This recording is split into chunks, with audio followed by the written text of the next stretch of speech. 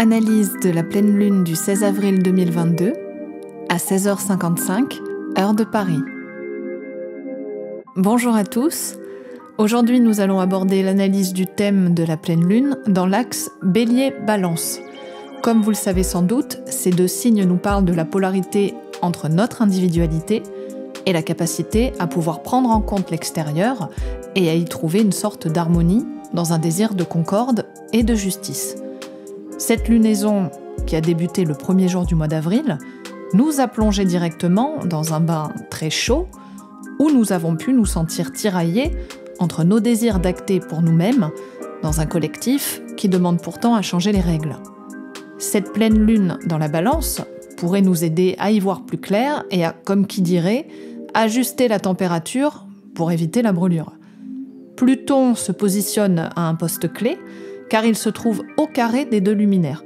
Donc la tension sera probablement à son paroxysme, ce qui pourra engendrer des émotions vives et parfois douloureuses. Donc n'oublions pas que nous sommes toujours dans un mois très important pour notre pays.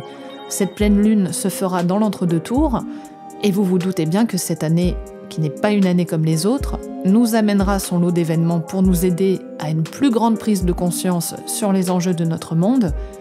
Alors on va regarder tout ça de plus près. La pleine lune se trouve dans le 26e degré de la balance. Son degré sabian nous dit « Un avion vole très haut dans le ciel dégagé ». La dominante de ce degré nous parle d'une conscience à même de dépasser les conflits et les pressions de la vie personnelle. Donc selon Rudyard, ce tableau dépeint la capacité de prendre une certaine distance par rapport au stress que nous impose l'existence dans ce monde marqué par la dualité. Grâce à son esprit soutenu par les efforts et les luttes des générations passées, ainsi que la coopération des autres hommes, le sujet peut acquérir une perspective nouvelle sur les problèmes humains pour gagner la liberté et la paix en un monde supranaturel. C'est donc une phase d'unité transcendante à toute polarité, un stade d'entendement supérieur. À l'heure où je vous parle, nous ne savons toujours pas ce qui va très probablement colorer le reste du mois et bien plus loin encore. Donc cette grande phase d'incertitude a pu nous emmener vers une très grande polarisation de nos idéaux, et nous tous en subissons actuellement les conséquences, qu'elles soient directes ou indirectes.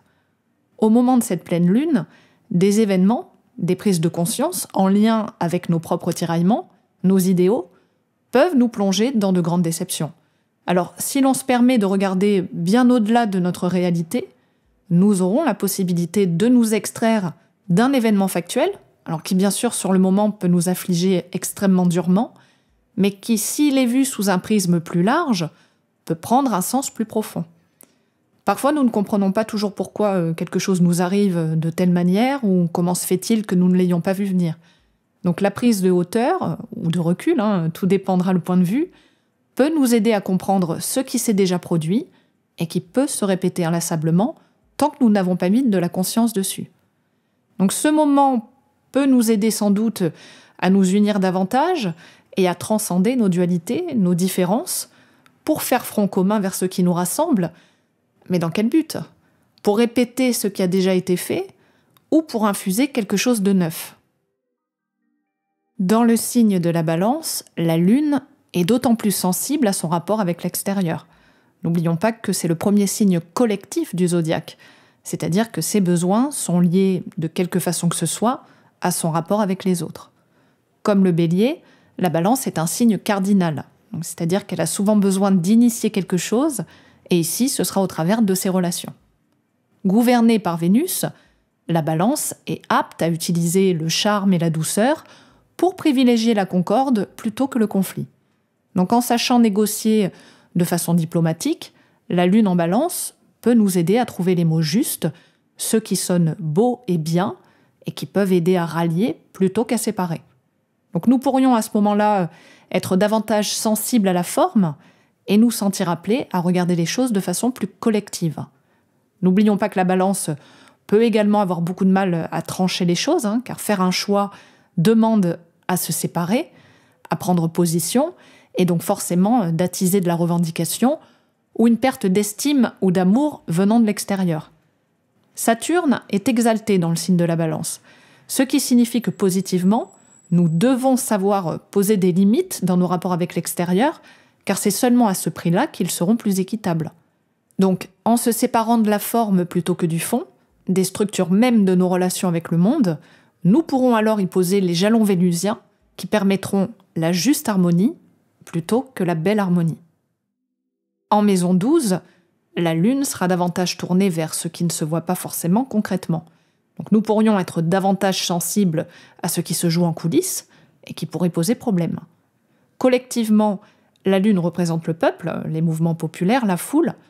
Donc n'y aurait-il pas une tentative de masquer des revendications populaires de la part du plus grand nombre ? Cela fait plusieurs lunaisons où des planètes importantes sont en maison 12. Donc il ne serait pas étonnant que des tentatives obscures de la part d'ennemis travaillant dans l'ombre agissent de façon à étouffer les besoins du peuple, et au vu du contexte, des questions autour des notions de légitimité pourraient être mises en avant. Alors certains pourraient devenir plus perméables à certaines tentatives d'influence extérieure. Soyons donc très vigilants sur ce point, car les manigances sont possibles. La Lune, conjointe à l'ascendant toujours en Balance, forme un sesquicarré avec Vénus, qui en est le gouverneur. Donc il y a bien une tension à faire passer son message, ses besoins, sans se soucier des avis extérieurs.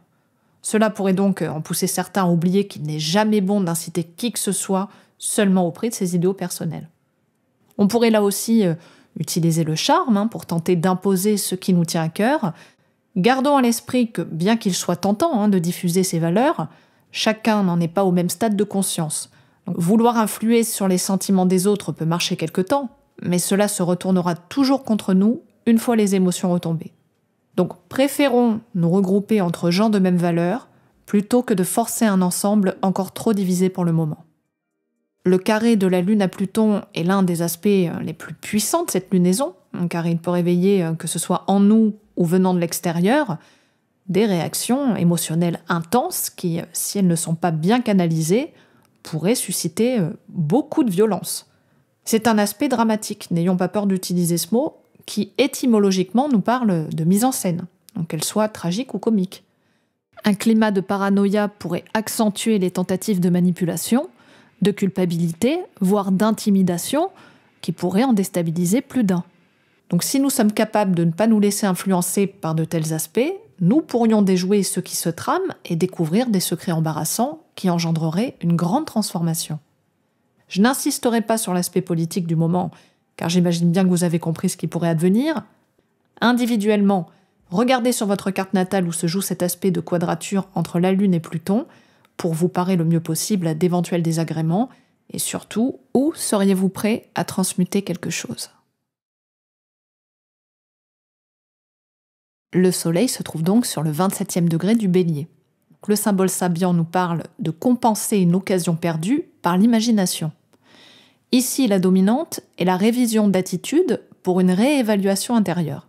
Donc, selon Rudyard, le disciple échoue à son examen, ou du moins, il lui semble avoir échoué.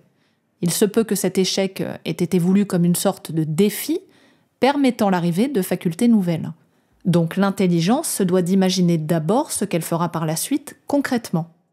À ce stade, il sera peut-être difficile de faire la distinction entre le fait de gagner et de perdre. Ce qui comptera est la naissance d'une foi intrépide en la poursuite de ses idéaux. À ce moment-là, nous aurons déjà passé le cap du premier tour de l'élection présidentielle, et bien évidemment, nous ne manquerons pas de voir et vivre des sentiments très contradictoires selon vers quoi nous voulons aller. La conjonction Jupiter-Neptune, qui a pu enfler considérablement nos idéaux, peut laisser derrière elle un sentiment de déception très vif pour tous ceux qui ont pu tout projeter sur quelque chose ou sur quelqu'un. Alors quoi qu'il se passe, commencez à vous préparer au fait que nous pourrions tous, selon là où nous en sommes, être confrontés à de tels sentiments. Il n'est pas trop tard pour remiser notre foi sur nous-mêmes et sur notre pouvoir d'acter les choses. En maison 6, le Soleil dans le Bélier continuera à diffuser son désir d'action pour initier du changement dans son quotidien.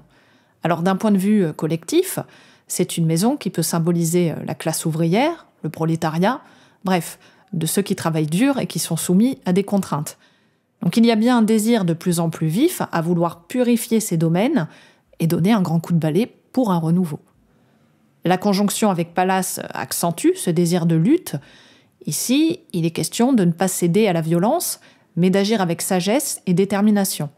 Alors bien évidemment, personne ne réagira de la même manière à ces énergies de feu, et certains risquent de se laisser aller à la colère, surtout s'ils se sentent perdants. Il faudra vraiment garder à l'esprit l'essence même que ce degré Sabian nous propose, et qu'il faut parfois accepter de perdre une bataille pour espérer gagner la paix. Le Soleil, également au carré de Pluton, peut accentuer de violents conflits d'ego et la propension à agir de façon destructrice. Certains pourraient se sentir vaciller et perdre tout contrôle, que ce soit de façon tangible ou plus psychologique. Je ne vous cache pas que cette double quadrature entre les luminaires et Pluton ne présage rien de bon sur le moment, mais si nous sommes à même de nous maîtriser un tant soit peu et de ne pas nous laisser envahir, ce moment peut être extrêmement utile au changement. Alors oui, cela pourra être comme une sorte d'accouchement dans la douleur, mais tout processus de transformation profond ne demande-t-il pas au préalable de passer par une telle phase ? Si nous décidons de faire mourir quelque chose qui de toute façon n'est plus viable, à quoi bon en avoir peur ?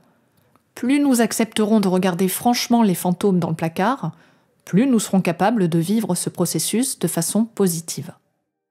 Le sextile à Junon nous invite ici à nous rallier à ceux qui vibrent à la même fréquence que nous. Nous ne sommes jamais aussi seuls que nous pouvons parfois le penser. Et plus que jamais, nous avons la capacité à nous reconnaître de façon plus fluide que par le passé. Ici, cet aspect nous rappelle que l'union juste fera toujours la différence et sera la véritable force de frappe pour le changement. Tout seuls, nous allons plus vite, mais ensemble, nous allons plus loin.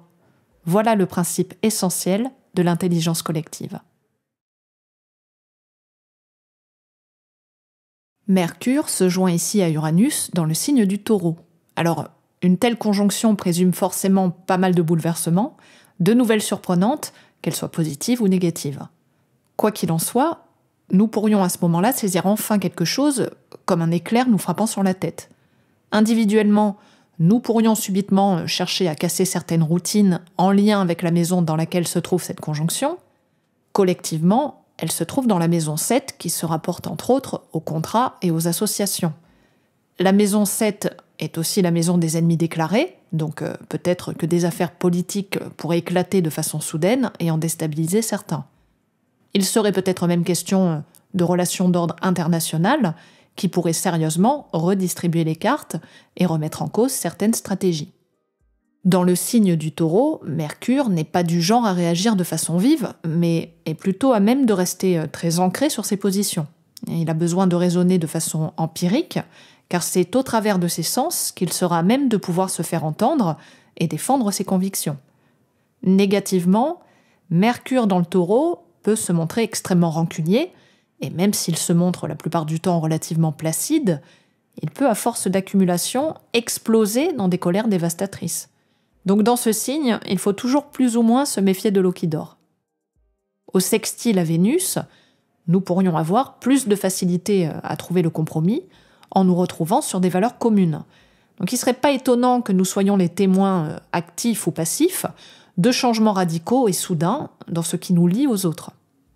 Le semi-sextile à Chiron nous indique que toutes ces perturbations ne sont le fruit que d'un point extrêmement sensible, une blessure profonde qui ne demande qu'à être reconnue. Donc rappelez-vous, quels que soient les changements qui arrivent à ce moment-là et qui pourraient nous impacter, qu'ils sont provoqués avant tout dans un but de guérison. Le carré au milieu du ciel insiste bien sur le fait que des controverses en lien avec le pouvoir politique se manifesteront pour le destin de la nation. Vénus est enfin sortie de sa longue conjonction avec Mars, elle qui pendant plusieurs mois a été prise en tenaille par différentes planètes telles que Pluton et Saturne, peut enfin respirer et s'exprimer plus librement. Donc depuis le 5 avril, elle se trouve dans le signe des Poissons, et en ce jour de pleine lune, sur le 13e degré, qui nous parle d'une épée ancienne, émoussée par des assauts répétés, est exposée dans la vitrine d'un musée. Ce degré, nous en avons déjà parlé, puisque la nouvelle lune du 2 mars dernier s'était formée au même endroit. Donc symboliquement, il est question ici du pouvoir de la volonté divine au service de la fraternité. S'en est suivi tous les événements dans lesquels nous baignons depuis lors, et Vénus, qui est le gouverneur de cette carte, nous indique que nos valeurs ont inexorablement changé depuis la nouvelle lune du 2 mars et pourraient être davantage en lien avec la symbolique de ce degré. Dans les Poissons, Vénus est exaltée, donc sa capacité d'amour et d'empathie est sans limite et pas toujours bien canalisée. Donc il peut être assez difficile de poser des jalons dans son besoin de fusion, ce qui lui permet de très belles inspirations, notamment sur le plan artistique, mais dans le concret, elle peut être confrontée à de nombreuses désillusions, car sa faculté d'inconditionnalité peut la rendre victime de tous ceux qui ne seront jamais capables de tels sentiments. Donc empiriquement, on pourrait dire que c'est une Vénus idéaliste qui se doit de sublimer ses idéaux pour se les réapproprier et non de les projeter sur d'autres. Sur un plan collectif, la maison 5 représente les questions liées à la culture ainsi qu'à la diplomatie, donc ce qui se joue actuellement dans notre monde et qui nous concerne tous sera très probablement encore au cœur des événements et pourrait jouer de façon très importante. En aspect de tension avec les luminaires, cela pourrait peut-être nous indiquer que ces événements remettraient en cause ce qui se joue dans notre pays. D'une manière ou d'une autre, cela entrera en ligne de compte et fera bouger les choses. Individuellement, vous pourriez à ce moment-là vous sentir tiraillé entre vos valeurs et la réalité. Quelque chose ne marche plus et il faudra accepter de revoir vos idéaux de façon plus réaliste que par le passé. Le sextile à Uranus nous invite pourtant à innover en osant prendre un risque. Alors, dans cette carte, ce sera dans ce qui nous lie à d'autres et qui nous nourrit, que ce soit au sens propre comme au figuré. Mais selon votre propre thème, cela pourra être d'un tout autre ordre. Le semi-sextile décroissant à Chiron nous invite à la clôture d'un cycle. D'ailleurs, Vénus en Poisson clôture d'une certaine manière sa capacité à aimer bien au-delà d'elle-même, par-delà son ego. Donc ici, nous sommes invités à le lâcher complètement avant sa prochaine conjonction dans le Bélier, qui signera le début d'un nouveau cycle en lien avec notre capacité à éprouver une qualité d'amour susceptible de pouvoir guérir une blessure d'ordre identitaire. Cet aspect démontre bien que tous les événements antérieurs à cette position nous ont permis d'acquérir une plus grande empathie vis-à-vis de plus grands que nous. Donc ici, je l'interprète de façon humanitaire. Mars, sur le 2e degré des Poissons, nous dit « un écureuil fuyant les chasseurs ». Donc la dominante est l'obligation d'assurer notre subsistance future et de nous protéger d'éléments sociaux agressifs.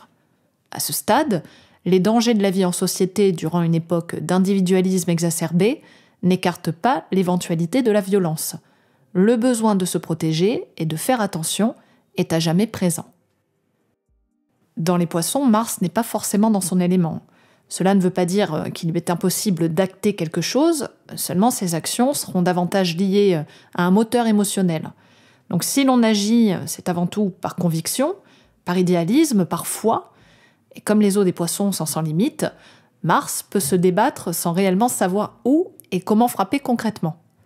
La difficulté principale dans un tel placement peut se traduire par une sorte d'attentisme. Mars dans les Poissons n'initie pas comme le Bélier puisqu'il est mutable, c'est-à-dire qu'il va agir une fois que l'action sera lancée par quelque chose ou quelqu'un d'autre. Nos actions s'adapteront plus au contexte qu'elles n'initieront quelque chose. Donc d'une manière ou d'une autre, cette position favorise une certaine universalité, créant parfois de la dispersion. Sur cette carte, il se trouve dans la maison 4, qui peut représenter nos origines, mais aussi l'opposition, la rébellion, et les parties contraires à celui du pouvoir en maison 10. Donc durant cette pleine lune, il est tout à fait probable que des actions visant à déstabiliser le pouvoir, les institutions, se mettent en place. N'oublions pas que Mars est sorti depuis peu d'avec sa conjonction avec Saturne, ce qui relance un nouveau cycle. Les actions peuvent être dures et vindicatives, car elles peuvent être alimentées par beaucoup de frustration, qui, mal canalisées, pourraient en pousser certains à agir avec beaucoup de sévérité.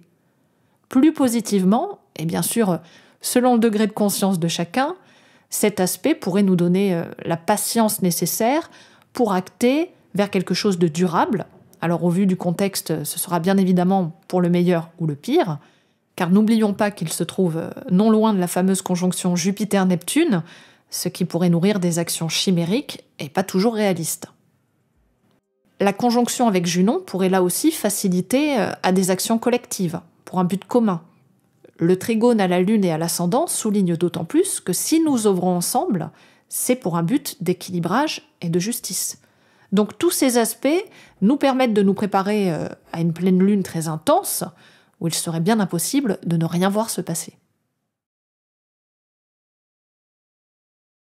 La conjonction Jupiter-Neptune, qui est exacte depuis le 12 avril, se trouve ici sur le 25e degré des Poissons, et nous dit « Une organisation religieuse parvient à vaincre l'influence corruptrice de pratiques dévoyées et d'idéaux dégénérés.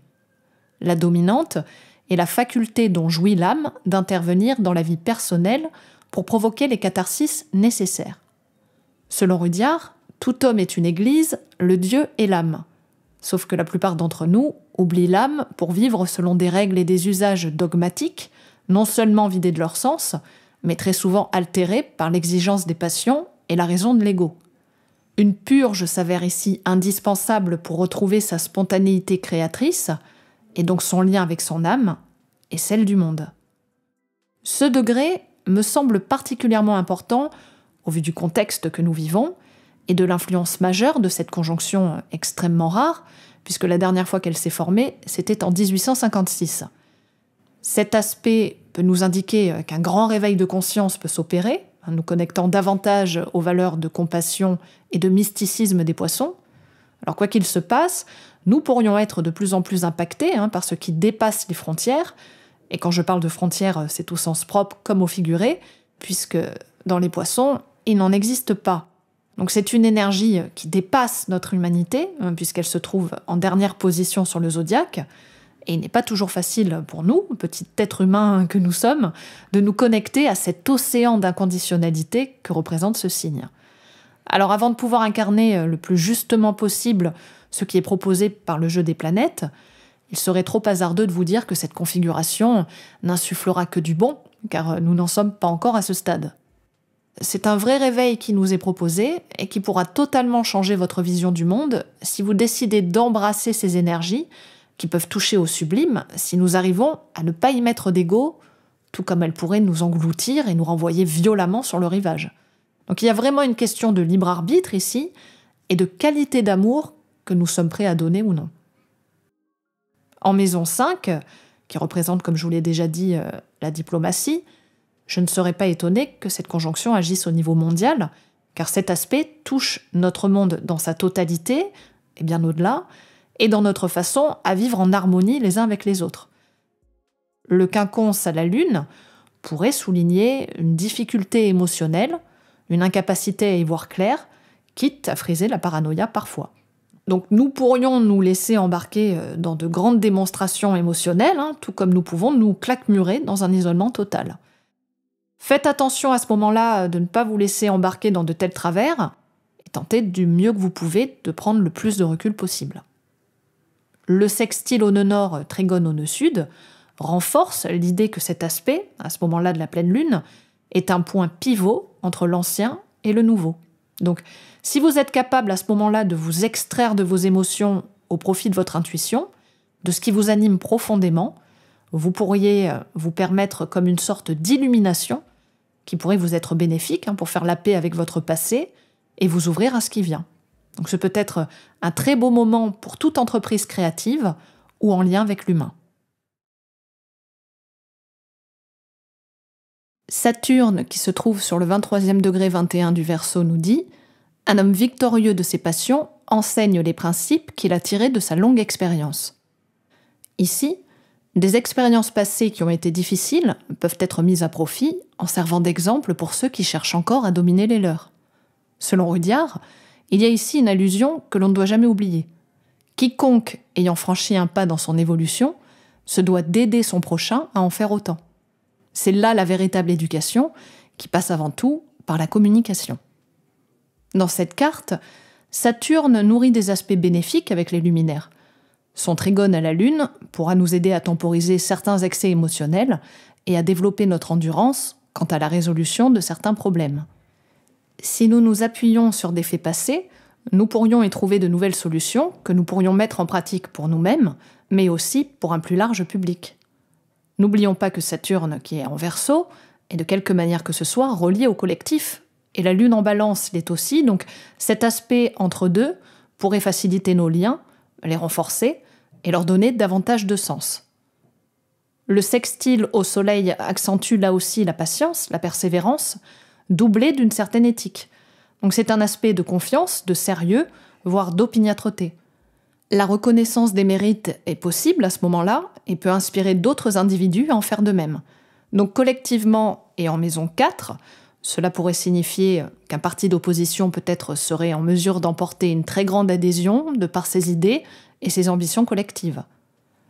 Pallas, relié au soleil, accentue une facilité à mêler stratégie et sagesse. Ici, il y a une question de réputation qui est mise en avant. Alors, je ne m'avancerai pas pour donner un nom, histoire qu'on ne me reproche pas d'inciter quoi que ce soit, mais je ne serais pas étonnée qu'une figure d'opposition au pouvoir en place sorte du lot à ce moment-là. Le semi-sextile décroissant à la conjonction Jupiter-Neptune signe encore une fin de cycle et un moment qui pourrait pour certains être relativement difficile s'ils continuent à s'accrocher au passé. C'est un moment de bilan et de dissolution de l'ego. D'ailleurs, Saturne, qui est toujours au carré des nœuds lunaires, nous indique bien que le changement est, et sera encore pour quelque temps, difficile à accepter pour certains. Comme nous avons pu le voir précédemment, Pluton prend dans cette lunaison une place prépondérante au vu de son carré avec les luminaires. La maison 3 peut représenter les médias, la presse et tous les moyens de communication et de déplacement. Donc si l'on regarde d'un point de vue collectif, cette période risque de susciter beaucoup de tensions et des tentatives de désinformation. Pourtant, si certains risquent de se faire flouer par des discours mensongers, d'autres seraient en mesure de déterrer de vieux dossiers qui provoqueraient de sérieux bouleversements. Cela accentuera les conflits, alors ici prioritairement d'ordre intellectuel, mais il ne serait pas impossible, et bien évidemment je ne le souhaite pas, mais je ne peux pas l'omettre, que la violence puisse heurter physiquement certains individus, et notamment au cours de déplacements. Donc c'est un aspect très dur, qui peut engendrer des événements mortifères, donc faites attention autour de cette date. Là encore, tentez de ne pas vous laisser aller à des extrémités que vous pourriez regretter, et laissez couler autant qu'il se doit. Le sextile à Jupiter dans les Poissons pourrait amplifier la puissance de Pluton et nous signifier que l'idéologie, quelle qu'elle soit, pourra accentuer des tensions extrêmes. Pour cette pleine lune, les nœuds lunaires se trouvent encore et toujours dans l'axe 1-7 de cette carte, mais dans l'autre sens de celui de la nouvelle lune dernière. Cet axe relationnel nous parle toujours de la polarité entre le soi et les autres, et de nos moyens de coopérer. Alors en cette période, le nœud sud en maison 1 nous invite à lâcher nos comportements égotiques, notre volonté individuelle qui peut se nourrir dans le Scorpion de beaucoup de violence et d'obsession en lien avec le pouvoir, quel qu'il soit. Nous devons, durant cette pleine lune, nous orienter vers le nœud nord en maison 7, qui privilégiera le sens commun, en lien avec les valeurs du Taureau, dont je vous ai déjà parlé maintes et maintes fois, mais pour les nouveaux, en lien avec le respect de la vie, de la Terre, des êtres vivants qui la peuplent et d'un certain ralentissement, qu'il soit économique, mais également en lien avec un certain art de vivre. Le plaisir est également très important, et nos acquisitions, nos biens, sont à mettre en lien avec la maison 7, et donc avec le collectif. Tous ces éléments nous indiquent de manière assez flagrante que le système dans lequel nous baignons tous n'est plus viable, et que nous nous devons de nous tourner collectivement vers un nouvel ordre. Et malgré les événements, nous aspirons à ce paradigme. Donc si vous transposez ceci dans votre vie personnelle, n'oubliez pas de rester focalisé sur ce qui vous met en joie et qui, de quelque manière que ce soit, vous connecte à la vie. Même si cela vous paraît absurde, mais détachez-vous le plus possible de tout ce qui peut vous effrayer, vous contrarier, vous attrister, voire même de vous mettre en colère. Cette pleine lune nous dit que nous ne sommes jamais seuls et que nous sommes bien trop nombreux pour ne pas nous rejoindre quelque part. Si l'on additionne tous les chiffres à la date de cette pleine lune, nous avons le nombre 17, réduit au 8, relié à la lame de l'étoile et de la justice dans le tarot de Marseille. Le numéro 8 fait référence aux notions d'équilibre et de justice, comme nous pouvons le voir dans sa forme géométrique. Quand ce chiffre n'est pas bien canalisé, il peut tout aussi bien passer d'un extrême à un autre et nous couper totalement de notre complétude.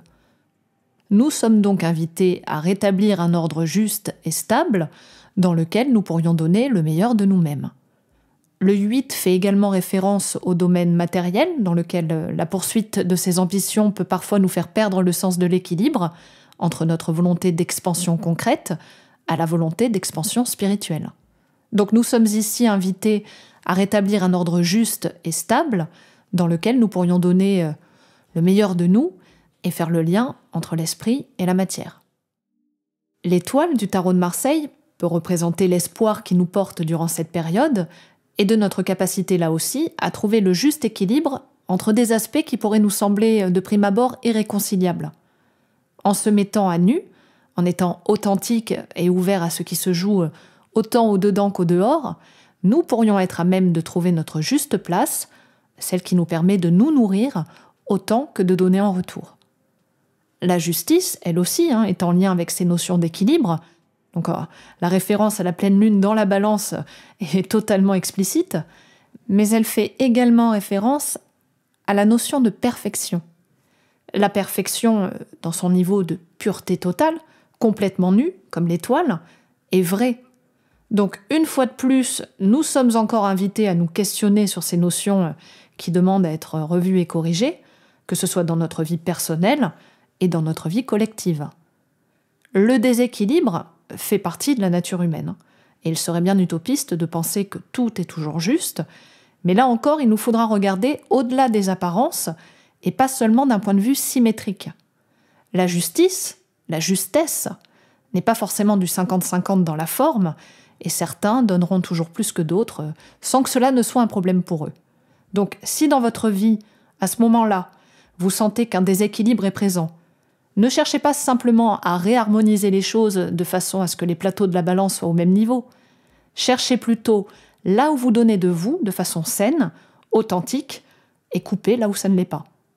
La véritable justice n'est ni dure ni sévère pour les gens honnêtes, alors tâchez d'être le plus honnête vis-à-vis de vous-même, et vous le serez tout naturellement avec les autres. Et nous voilà arrivés à la fin de cette analyse. Alors j'espère que cette période très chaude vous permettra de tirer votre épingle du jeu et surtout de ne pas vous laisser submerger par ces énergies très puissantes. Si vous êtes préparé et ouvert à certaines prises de conscience, ce cap pourra vous aider à vous libérer de façon plus grande qu'auparavant. Alors là aussi, restons le plus possible ouverts et tolérants, ne cédons à aucune violence, à aucune pression, et tentons d'être au plus près de notre vérité pour espérer déjouer tous les mensonges extérieurs. Donc je vous souhaite une lumineuse pleine lune, de merveilleuses compréhensions qui, même si elles peuvent être douloureuses au départ, un peu comme lors d'un accouchement, vous permettront sans doute d'y voir un peu plus clair. D'ici là, portez-vous bien, ouvrez grand les yeux, les oreilles et tous vos sens, et je vous dis à très bientôt pour de nouvelles aventures astrologiques.